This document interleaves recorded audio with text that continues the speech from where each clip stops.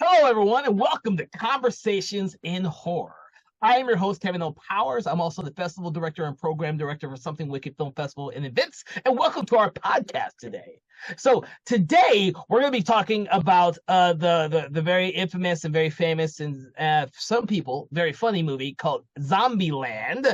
And I have two special guests that I want to introduce for this episode, strictly because we're going to take a little bit of different detour with how we're going to present this episode. So with this episode, we have Philip Ray, who's one of our regular guests, and we also have Sonia Thompson, who's also one of our regular guests. But Thompson actually was in the movie Zombieland. So we get to ask her a couple of special questions about her experience on this movie. So with that, I want to thank you both for joining us on the show.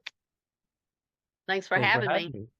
And first of all, like I love to do this. I always ask everyone, what was your first experience with the film? I already know, son, yours is going to be a little bit different because you're in the film. So we're going to start off with Philip about your experience watching this film for the first time. For me, it was so I saw this in the theater with a couple friends. Uh, so yeah, and I've seen it a couple times since then on TV.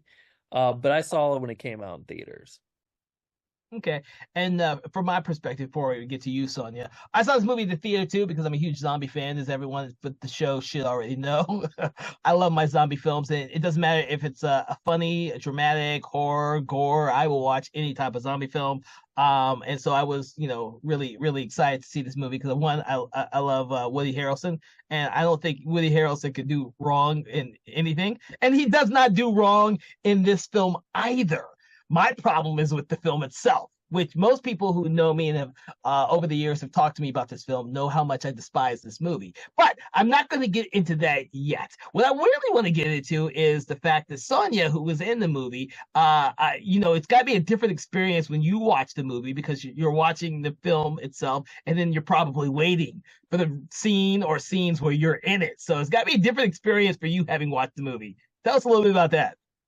Okay, well, I will start off with and tell you that my scene was deleted from the theatrical release, but it made it on the DVD, and I was also part of the Zombieland training video, and that made it to the DVD too in the behind the scenes stuff. So when you go to In Search of Zombieland, fast forward to rule number 3, and you'll see me making faces and hanging. There's like 4 of us plus Ben Armstrong from Netherworld. He was our instructor, and then Ruben Fisher, the director, was there, who I completely loved working with. So everybody that had a zombie role in the film had to watch the zombie training video in order to become a zombie, actor in it.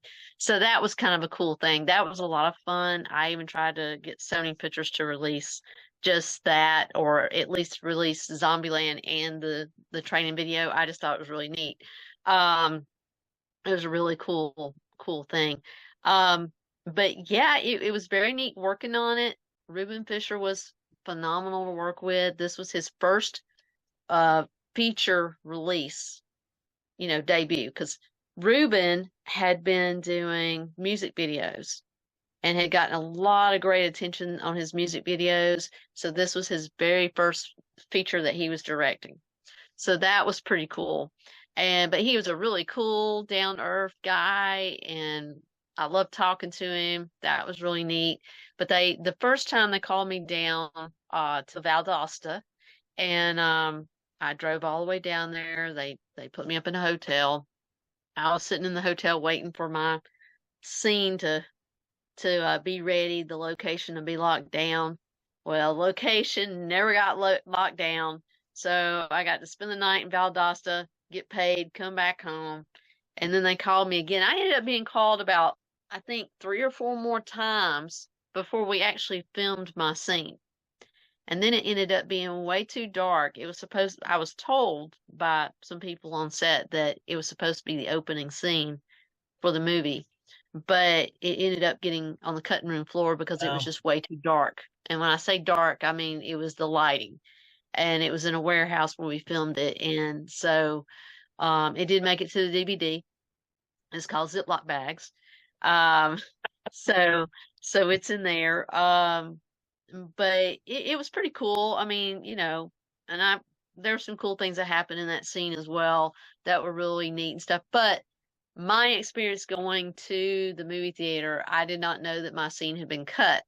So I was quite disappointed when I watched the whole entire movie and my scene was cut because it was a reoccurring role and all this. So with it being cut, they didn't have to use me in the second movie, which was very unfortunate. Hmm. But I thought it was a neat movie. I thought it was kind of cool. I thought it was funny. Uh, I think when Banjo Boy took out, well, not Banjo Boy, but I know Banjo Boy. But anyway, but when he took out the zombie with the banjo, Joe, I believe there was somebody that posted a picture at some point and it had Twinkies actually on the shelf. And I was like, seriously? There was Twinkies there, but yet they didn't find Twinkies, so there's a few little things like that that was done. But I always thought it was I will say that I thought the movie was kind of odd because there was all this electricity. There was, these very, very fast moving zombies, and I mean, I like the movie personally, but it's not on a list that I would go and watch over and over and over again, like Lost Boys or, some of the other favorites that we've actually reviewed.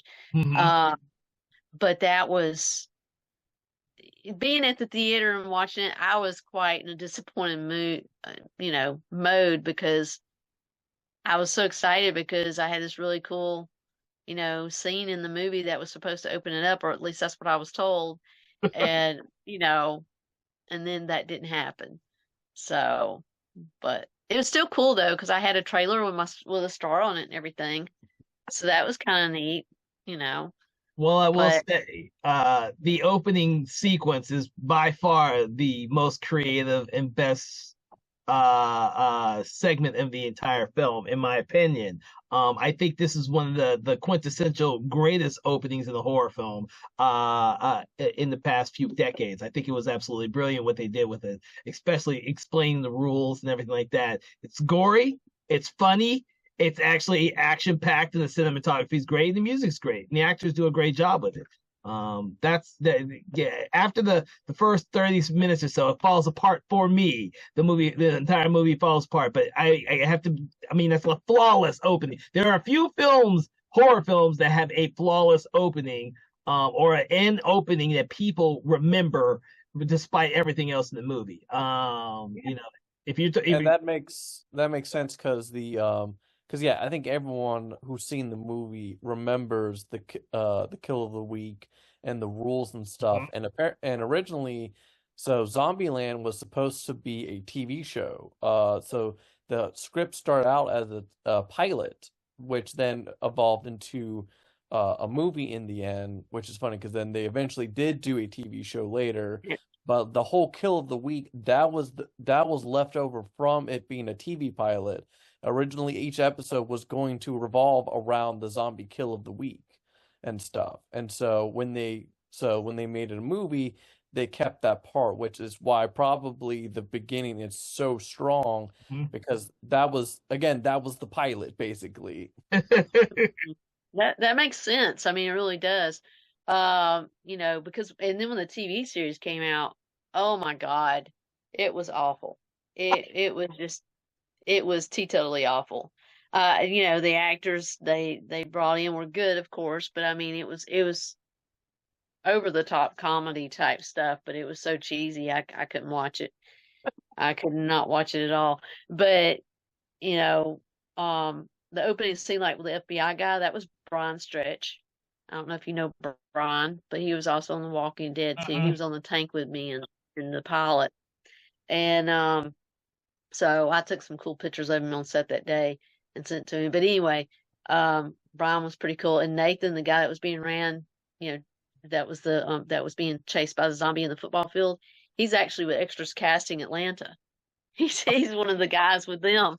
And so so that was really cool. It was really cool for me to see a lot of my friends. Mhm. It's always cool seeing any of you guys, like when y'all are in the movies. I think that kind of makes some movies better than maybe what they are sometimes because it's like, oh, well, there's Scott. Oh, there's Nate. There's, Brian. There's Kevin. Look, so, sometimes that That makes things better, you know? I will agree with you. There are a lot of movies that I think are bad that I've watched that were made by Georgia filmmakers or major filmmakers that have friends of mine in them, and I just, oh my god, motherfuckers in that movie. Oh my god. Okay, the movie's better than I thought it was gonna be because he's in it and he has more than just a single line in the movie. Uh, Yeah. uh Go ahead, Philip. Uh, we'll go into it, but I think one of the reasons why he did not, I think one of the reasons why the movie does suffer a little, some of the moments suffer a little bit, is because there was a lot of improv on in the movie. Everything revolving around the special cameos, with Bill Murray, like most of his scenes were improv. There was a lot of scenes that were improv because the script was, again, it was more meant for a TV pilot than it was a movie, so they had to pad it out with a lot of improv and stuff, which sometimes it works, and then sometimes it did not work. So you brought it up, and I wasn't gonna bring it up unless someone else brought it up. But the whole reason why I hate this movie is the Bill Murray sequence. Like, okay, so and you brought it up, so I have to talk about it. So the thing is, I thought this movie had a great opening. The first 30 minutes are absolutely brilliant. Does a great job of setting up who Woody Harrelson's character is and Jesse Eisenberg character. And then when it introduces the two female characters, they're very interesting. But they're also the only people who don't get a zombie intro. They're just a con artist intro, which is different than everyone else's, which I thought was odd. And then, I like the fact that they are the smartest ones in the whole movie. So I'm like, oh shit, they keep one upping Woody Harrelson and Jesse Eisenberg because they're stupid men and the women characters are so just think over their heads all the time.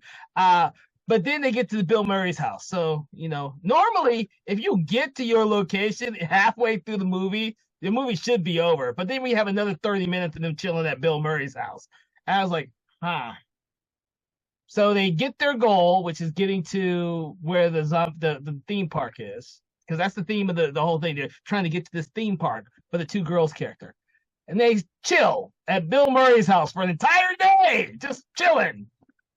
And then the next night, they decide to go. The two ladies, who are the smartest characters in the whole movie, decide to go to the theme park at night without their friends, knowing that there's zombies everywhere, and then try to do the rides with no one on the ground. No, they turn on all the lights, and they just think it's going to be safe. And I'm like, how did the smartest characters in the movie become the dumbest characters in the movie? Like, literally, they become the dumbest characters. I actually thought that too because I was like, okay, why are they doing this? I mean, and I'm thinking, who's running the ride to make sure they come down off this thing? That was my thing.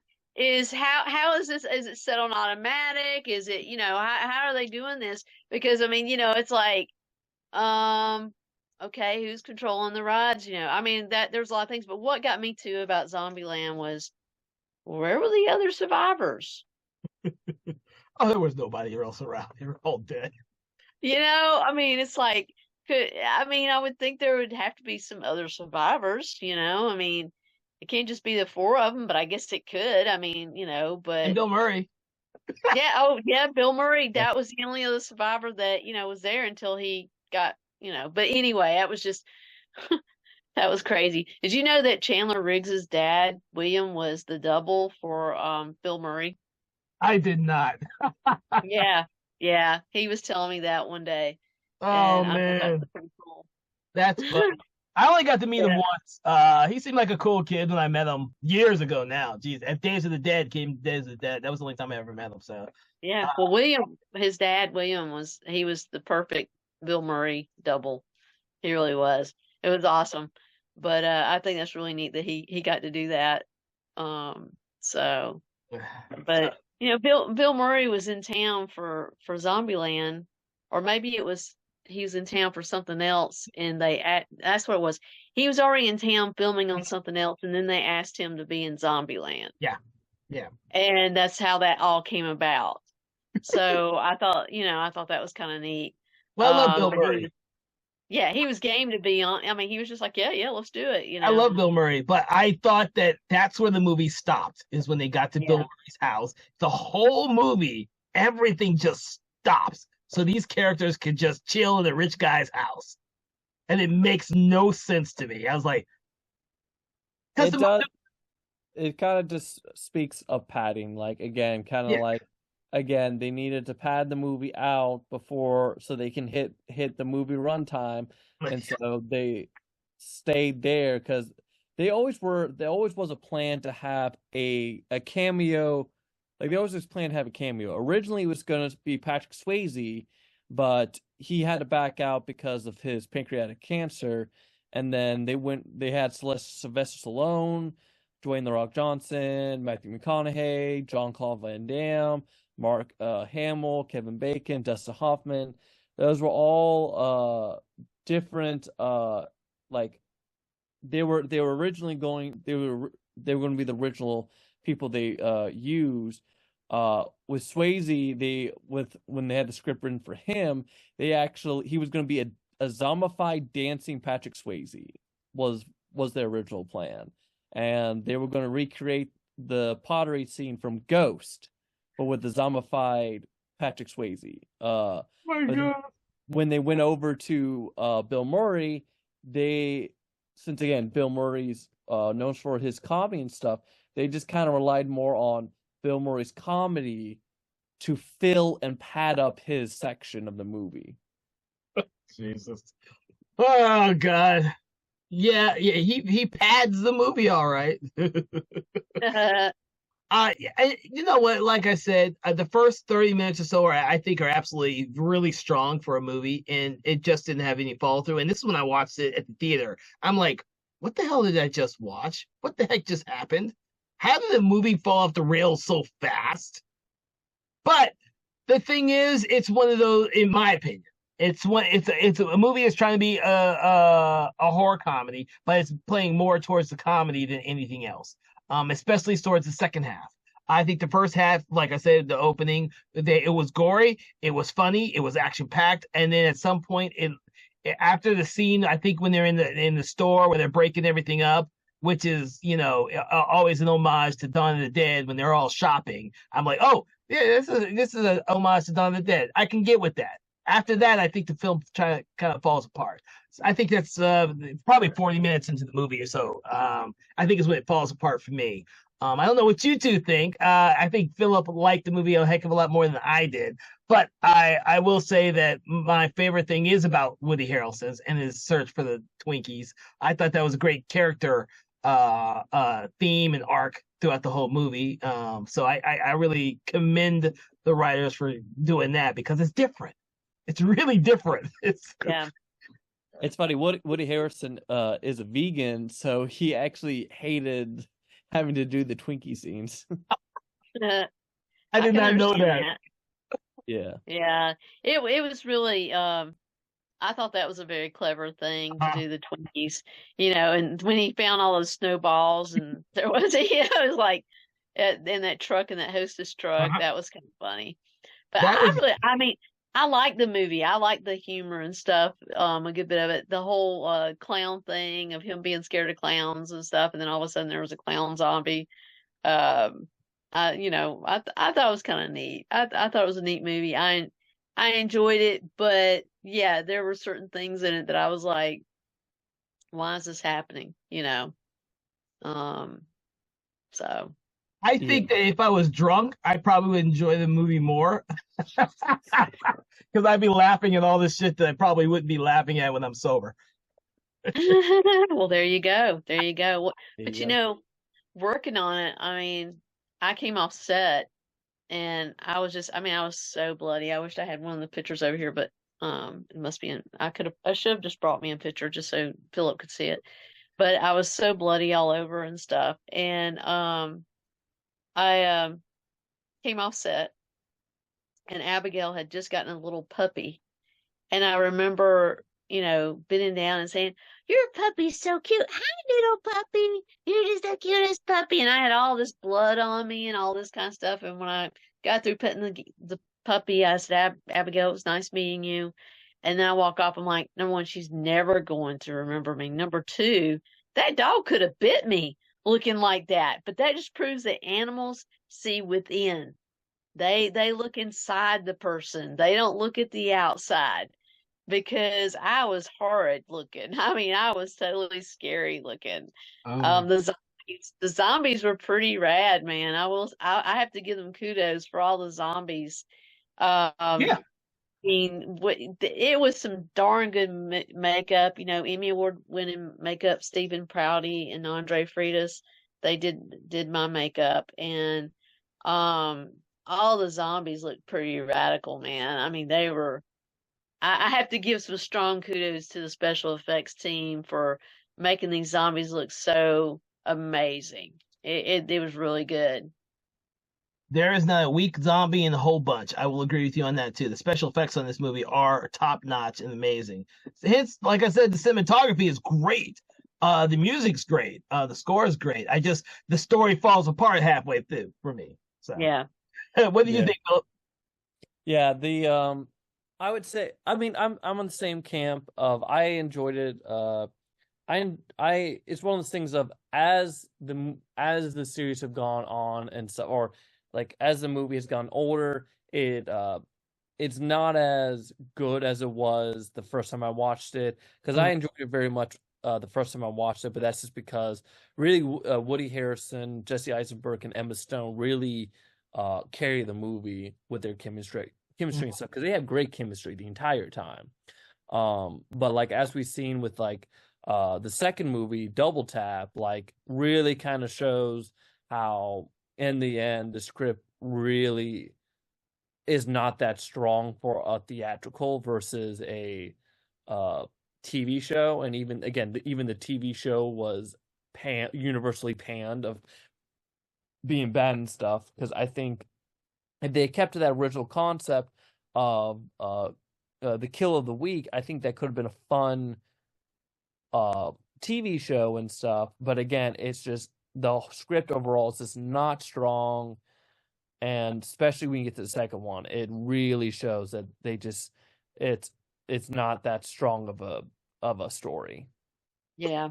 And in the kill of the week that they had with the piano drop, and I mean that was pretty classic. And the actress Joan that played the sister in that, I've worked with her on Halloween 2 and Rob Zombie's Halloween 2, and she's actually done some pretty cool little roles and things. So that was cool seeing her in that. I was like, man, that's awesome. She was part of the kill of the week, but that was pretty cool with the piano. Yeah.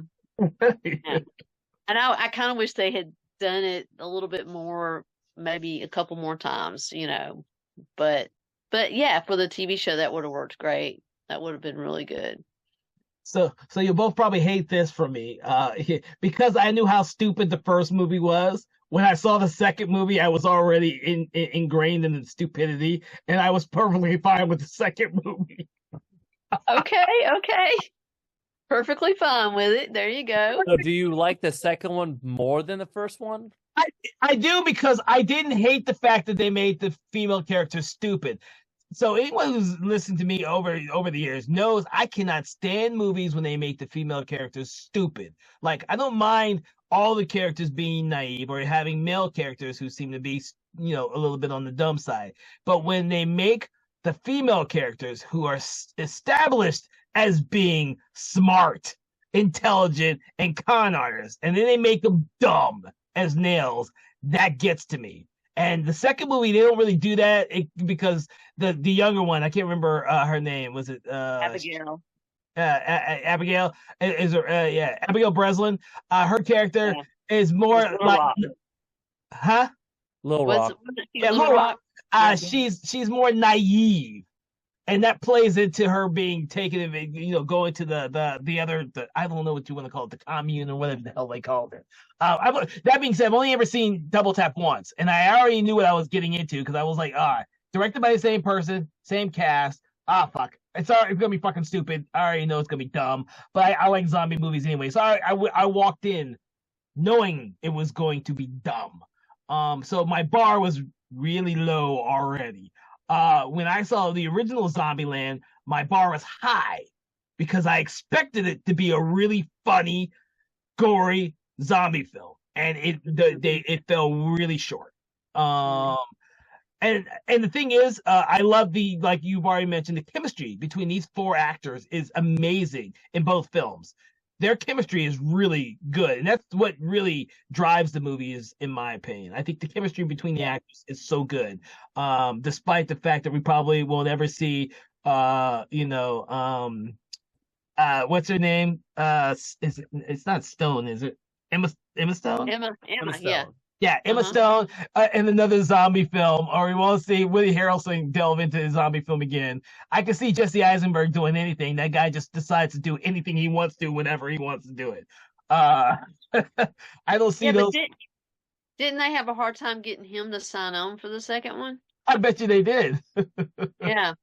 Well, Yeah. Jesse Eisenberg was in the middle of, I'm going to do serious movies. I'm going to do like these specific little quirky characters. But then he starts doing everything for Vivarium and a bunch of other smaller films, and so he starts going all over the place now. He like, fuck it. If the script's good, let me do it. And that's how I see him now. I mean, he was Yeah. Lex Luthor for 2 or 3 DC movies. By the way, I liked him as Lex Luthor. I thought he was completely different than everyone else. So I thought I actually enjoyed him as that role. So, um, Okay. but the thing is, I think Zombieland, because it's one of those films that kind of has the Bill Murray cameo. I think if it was anyone else, I don't think people would have liked it nearly as much. I think it being Bill Murray, it doesn't matter what it was. Bill Murray drove a lot of people to really enjoy the film. And the fact that it's a comedy horror, which many people weren't doing then, and they weren't doing it successfully. When you think of that whole time period, and you're thinking of Shaun of the Dead, you're thinking of Zombieland. What else are you thinking of? Yeah. It's hard. Yeah. It did come out of nowhere. Zombieland came out of nowhere and did this comedy zombie film. Yeah. Well, during the Bill Murray stench, we'll call it a stench scene, I was a little disappointed that Tallahassee was not more broken up or holding some sort of grudge against him for killing his movie star favorite, I mean, it was like, okay, so there's not you're not going to hold a grudge against him. You're not going to, I mean, it's like, he just killed your hero. And, and then they just took his body and just kind of like threw him over the edge, It's like, okay. And then they just went on about everything. And it's like, okay, so there's no grudge here. There's no nothing, I mean, I would have thought there would have been a little something there on that, but there wasn't. It's the zombie apocalypse. That's all we could chalk that one up to. So I also wanted to ask you a little bit about your whole zombie training video thing. Is that something that you helped create, or is it something that you got brought into to help facilitate for the movie? It was something I got brought into. It was kind of crazy because the casting director called me and says, "Hey, we need you to come down, to the studio and get some training." Okay. I get there, it's like nobody there. I'm like, okay, what the heck's going on? And then all of a sudden I see like a couple other people come in. My friend Steve Warren. I don't know if you know Steve. And he was on The Walking Dead with me as well. And well, and then these other two people from Netherworld came in, and I asked the casting director, I'm like, hey, where's everybody at? He's like, oh, it's just gonna be, a few of you guys. They wanted to bring some of you guys in to develop a training video. And so Ben Armstrong from Netherworld, he was our instructor. So there was 4 of us, the instructor, and then Ruben Fisher, the director, and we were, and the videographer, and that was it. That's all that was there. And we were going over certain things and reviewing different things that Ruben was wanting from the zombies. And so we would practice these things show people how to do these things and stuff. And um, it was a lot of fun to do. It really was. I really enjoyed doing it, and I felt honored that I got asked to do it. And I would love for them to release it. I think it'd be great. Great. I was hoping when they released the second movie that maybe they would do like a 2-pack type thing Mhm. and include the training video. I think that would be phenomenal to do. Hmm. So I think it would really add to the movie if people could see what went into um, making it. I mean, I know they did a little bit of the Zombieland training video in the behind the scenes, and they also showed like a photo of me and some other, which I thought was crazy. And I always joke about this, that when they show my picture, they mention mad cow disease and syphilis at the same time. And I don't know anybody else that has been compared to those two things in one sentence, and I'm like, but me. So that's kind of my humor with that. Um, but I thought it was really a neat movie to be a part of. And I kind of was hoping it was going to, turn out to be a lot bigger than it was. But, hey, it is what it is, right? I mean, it's still pretty good. I mean, it's pretty big, but I was just hoping that it was going to, like become a cult following type thing, like Dawn of the Dead or something, but with it being such a humorous one, I just don't see that. I don't Well, know. It it might be one day. well, it has its own cult following. Don't give the movies. I may dislike the movie, but there's a lot of movies that have cult followings that I dislike. That mean, I don't understand the cult following to some movies. This one is one of them. This one has a pretty big cult following. Hence why I keep trying to get it right on television and everything else. I will not be surprised if someone tries again. Even though the second movie wasn't nearly as successful as the first one, I'm sure they will try again. Or it'd be good to see on like Netflix or whoever owns. I don't even know who owns Zombieland. It Uh, was Zombie, Sony Pictures. That's who yeah. contacted me to get Sony. permission to use, the photos and all this kind of stuff. So, Sony Pictures was over it. I don't know that they are. I didn't notice if they were for the second film or not. They But are. overall, it was a good experience, working with Ruben Fisher, and he was a great director, and it was just a good experience for me. I Nice, enjoyed every moment of it. nice. And you know me, I love working on. As many zombie films as I've worked on and been in makeup. I love that shit. You know me. We're independent filmmakers. Me and you, Sonia. We go back on sets for I don't know how long. Oh, Uh, I'm telling you, a long time. so yeah, unfortunately, we haven't gotten filled up on any sets yet. One day we will. I keep Oh, One telling you. day. yes. I'm good with doing it.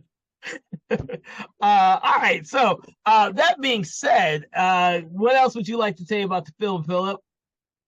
Um, Pretty much it's a little bit of a lightning in a bottle.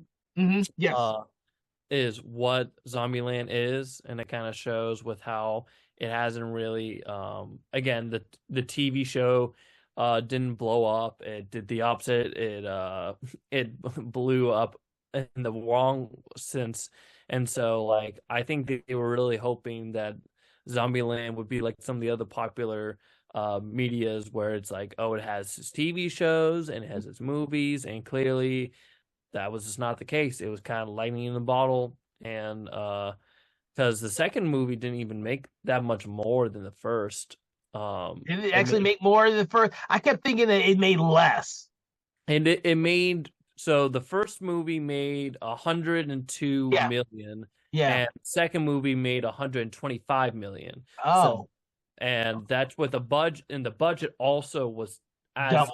twice as much. So the Yeah. second movie was twice as much as the first one. So not that much of a great return like in the end. So it's one of those things of like, again, it just was the first one, the lightning bottle, and I think I don't know if we'll even have a third one. I don't think they will. I mean, who knows, maybe they'll bring it back, whatever, but I think I think the series is pretty much dead at this point, Nah, which is fine. nothing's dead. Nothing's dead anymore, dude. They bring it. Everything gets rebooted as a fucking television show now. I mean, that's true. Well, they tried that with the television show, and that It failed. sucked. So, Yeah. so I think that I think for now, I think that's a series that will probably stay dead, and Yeah. stuff, and that's perfectly fine. I Yeah. think I don't think we need a trilogy with this. Yeah, I don't think there needs to be a trilogy with it either, but I do think that there needs to be a re-release of it, and I think they need to do it as a little box series, and then they need to include the training video and any behind the scenes stuff, maybe some other behind the scenes stuff that maybe they didn't include in the first two. I think that that'd be cool. Yeah, I have to agree about the TV show. Zombieland was a total fail. I was completely disappointed in it. I thought it was very cheesy. It just wasn't good. The actors were good, but the the lines, the script, I had a very hard time with that. So it'd be cool if they could bring it back, but I do think that it's I don't know. I mean, they may be able to do a third one and really surprise me, but I just think that it'll probably just stay right where it's at. But I would like to see them release both of them at the same time and add some other stuff to it. I think that'd be a cool 2-disc series. I mean, So I don't just know. Anyway, so just so you know, because I had to look it up too. There is a 2-disc Blu-ray. It's kind of a cheap one, with both films on it. I wanted to see if they had done a 4K release of Zombieland, which they have. But it won't tell me what's on the special features, which sucks. So I would suggest if you could find a physical copy, Sonia, you should buy it because it's a 2-disc 4K. It might be bad. it could be. It'd be really cool to see that if it was. Well, I mean, like I say, part of the Zombieland training video is already on the first DVD. So, they may be fine with that. They might not want anybody knowing their secrets. I mean, there's a lot of movies like that. I mean, even like the zombie training school for the Walking Dead, that's not something that's released out there either. So, a lot of films, as you and I both know, there's certain things that we don't want people knowing how we did certain things, I mean, some things that we did, were just like on the fly, and we won't ever remember or recreate them anyway, but but I do get that. But I do think it'd be kind of cool if they did something. Yeah.